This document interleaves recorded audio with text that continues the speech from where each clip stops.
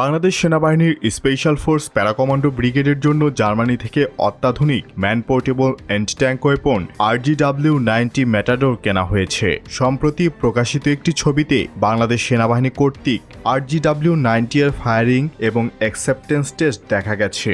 এর আগে স্পেন থেকে কয়েক হাজার অ্যালকোটান 100 অ্যান্টি ট্যাঙ্ক ওয়েপন সংগ্রহ করেছে সেনাবাহিনী ও সীমান্তরক্ষী বাহিনী, বর্ডার গার্ড বাংলাদেশ বিজিবি। সেনাবাহিনীর অ্যান্টি ট্যাঙ্ক আর্সেনাল বিপুলভাবে বৃদ্ধি করছে।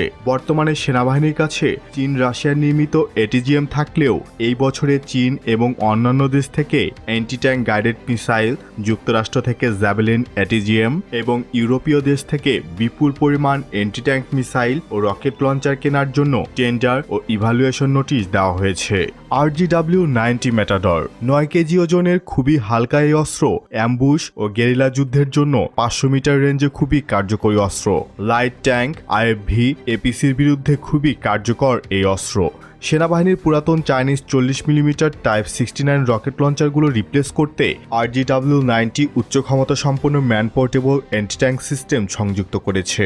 এটি বাংলাদেশের সামরিক শক্তি বৃদ্ধিতে নতুন মাত্রা যোগ করেছে। এই অস্ত্র ভারত ও মিয়ানমারের মতো প্রতিবেশী দেশগুলোর আধুনিক ট্যাঙ্ক ও সাজোয়াজানের বিরুদ্ধে কার্যকর প্রতিরোধ গড়ে তুলতে সক্ষম।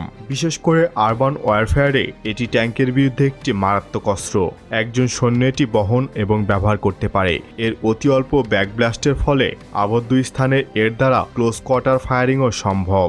এছাড়াও মডুলার ডিজাইনের ফলে মিশন অনুযায়ী ভিন্ন ওয়ারহেড লাগানো যায়। বাংলাদেশের সবচেয়ে ঝুঁকিপূর্ণ অঞ্চল মানে পার্বত্য চট্টগ্রাম অঞ্চলে গেরিলা অপারেশনে শত্রুর স্থাপনা ধ্বংস এবং বাংকার ধ্বংস করতে এটি অনেক বড় ভূমিকা রাখবে। বাংলাদেশ সেনাবাহিনীর জন্য RGW-90 এর সংযোজন একটি যুগান্তকারী সিদ্ধান্ত।